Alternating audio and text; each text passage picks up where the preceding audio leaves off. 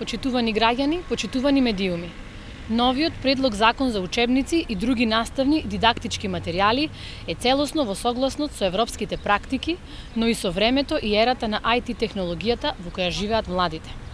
Со него се воведува етап на дигитализација на наставниот процес, ќе се обезбеди поголема интерактивност, намалување на учењето во домашни услови, а воедно ќе се воведе и инклузивност, имајќи предвид дека учебниците ќе бидат достапни и во аудио формат, но и на брајово писмо за учениците со оштетен вид. Филмови, анимации, видеоприкази, галерии на слики и задачи се дел од мултимедијалните содржини кои ќе бидат дел од образовната реформа за дигитализација на образованието, која следната учебна година ќе биде спроведена како пилот проект само во 4-то оделение, а печатените учебници нема да заминат во историјата. Реформата на образовниот процес е одговор на долгогодишните барања на наставниците и на многу генерации на ученици за подобро и поквалитетно образование, за подобра иднина.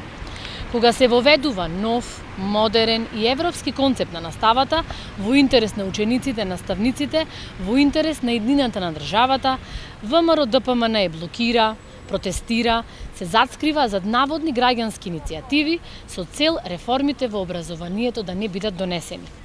ВМРО ДПМН не се откажува од обидите за блокада на реформите во образованието и дигитализацијата на образовниот процес.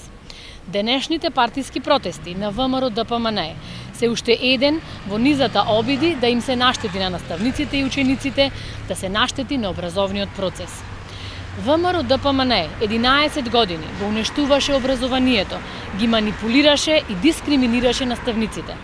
Го спушти квалитетот на образованието на дно и нашите ученици покажуваа најслаби резултати на меѓународните тестирања.